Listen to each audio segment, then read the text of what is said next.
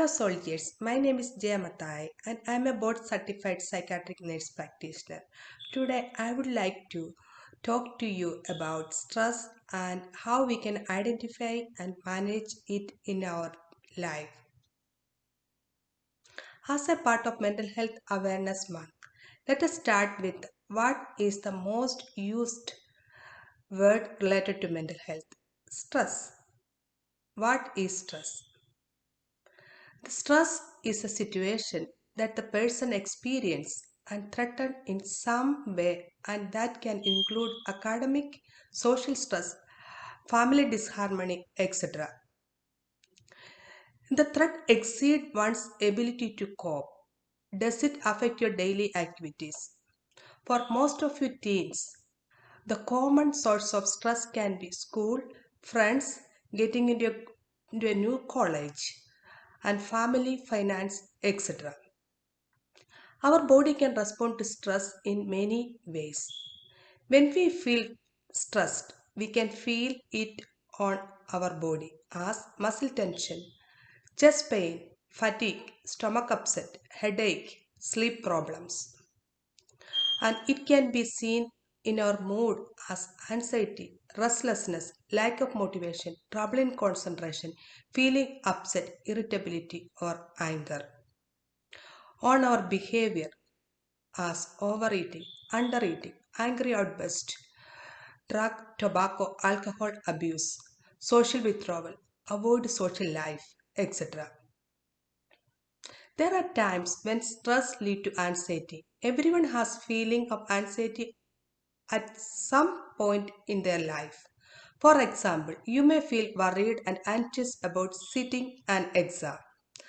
Anxiety disorders are clustered of mental disorders characterized by significant and uncontrolled feeling of anxiety and fear, such that a person's social, occupational, and personal function are significantly impaired. Now, there are different types of anxiety disorders. First, we have generalized anxiety disorder. Generalized anxiety disorder is characterized by persistent, excessive worry about a number of different things. The individual find it difficult to control the worry. Symptoms include restlessness, being fatigued, difficulty in concentration, or mind going blank, and irritability. The next in line is social anxiety disorder. Social anxiety disorder, sometimes referred as social phobia, is a type of anxiety disorder that causes extreme fear in social settings. People with this disorder have trouble talking to people, meeting with new people, and attending social gatherings. They fear is being judged or closely observed by others. Next, specific phobia is an intense irrational fear of something that poses little or no actual danger.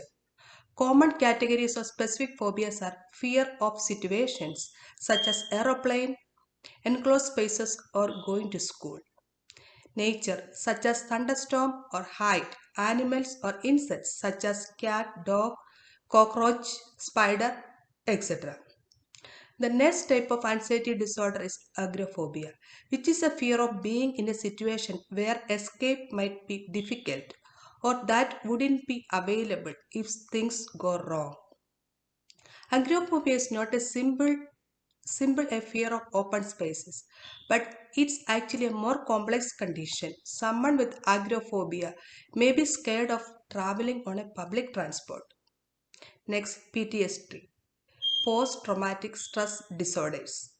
People experience some flashback or nightmares associated with physical, mental, emotional, or sexual traumatic event.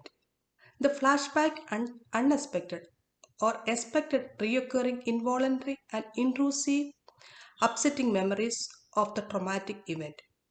The nightmare, repeated upsetting dreams where the content of the dream is related to the traumatic event.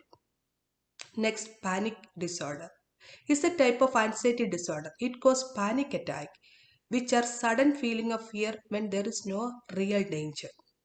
You may feel as if you are losing control. You may also have physical symptoms such as fast heartbeat, shortness of breath, dizziness, chest discomfort, etc. The last, obsessive compulsive disorders (OCD), is a mental illness that causes repeated unwanted thoughts or sensation which are obsession, or it can be the urge to do something over and over again, which is otherwise called compulsions. Some people can have both obsessions and compulsions. Now, how we can manage our anxiety or how we can help someone with anxiety. Encourage ourselves to provoke fears, problem solve, and thought challenges. Don't try to remove the stressors to relieve anxiety. Don't be avoid the things that make us anxious. Avoidance can make the anxiety worse. Don't present or overly optimistic view of the world. It is possible that many of the things we fear would could happen. Example, failing in a test, accident, and illness. Focus on managing anxiety so it doesn't become a bigger problem. Validate the fears in a way that isn't reassuring or dismissive. Show that you understand their experience and help them to move forward to face their fears, problem solve, and thought challenges.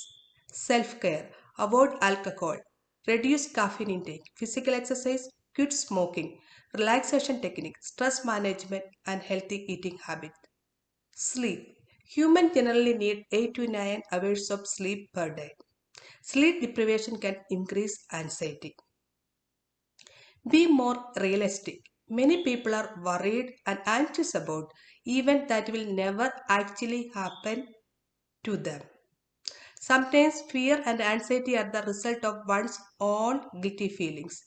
If you have done anything evil, your fear and anxiety are probably God and your own consciousness trying to get your attention.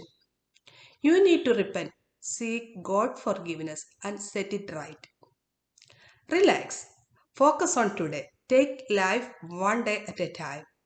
Take a break and do something that can make you relax and enjoy. It is good to get some recreation in a regular basis. Talk to someone. Don't hold all the anxiety inside.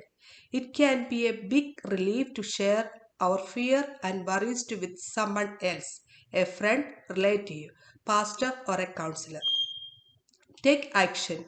If there is something practical and wise that we can do to improve the problem or avoid needless danger, take action. Don't put it off. Delaying will generally raise your anxiety level. According to the Bible, there is nothing wrong with the realistically acknowledging and trying to deal with the identifiable problems of life. To ignore danger is fooling and wrong. But it is also wrong, as well as unhealthy, to be immobilized by excessive worry, such as worry must be committed to prayer to God, who can release us from paralyzing fear or anxiety. By worrying, we can't add a single hour to our life. Since you cannot do this very little thing, why do you worry? Bible says to you, humble yourself, therefore, under God's mighty hand, that he may lift you up in due time. Cast all your anxiety on him because he cares for you. Seek professional help when someone becoming increasingly withdrawn and isolating from family, friends, school activities is having problem at school. Treatments. Treatment include medication and psychotherapy. Several types of medication are used to help relieve symptoms, depending upon the type of anxiety disorder you have or any other mental or physical health issues you have. SSRI, serotonin reuptake inhibitors, or the antidepressants are typically recommended as the first choices of medication to treat anxiety disorders. SSRIs are generally safe with low risk of serious side effect. Serotonin and norepinephrine reuptake inhibitors, SNRIs, are also used to treat anxiety disorders. Other type of medications called benzodiazepines or beta blockers are used for short-term relief of anxiety symptoms and are not intended to be used long-term. Psychotherapy, also known as talk therapy or psychological counseling. Psychotherapy involves working with a therapist to reduce our anxiety symptoms. Cognitive behavior therapy is the most effective form of psychotherapy for anxiety disorders. Generally, a short term treatment focus on teaching you specific skill to improve your symptoms and gradually return to the activities you have avoided because of your anxiety. Thank you so much for these opportunities. I hope every one of you has benefited from this short section. As Mental Health Awareness Month, I would like to tell you that mental health is equally important as physical health. God bless you all. Thank you.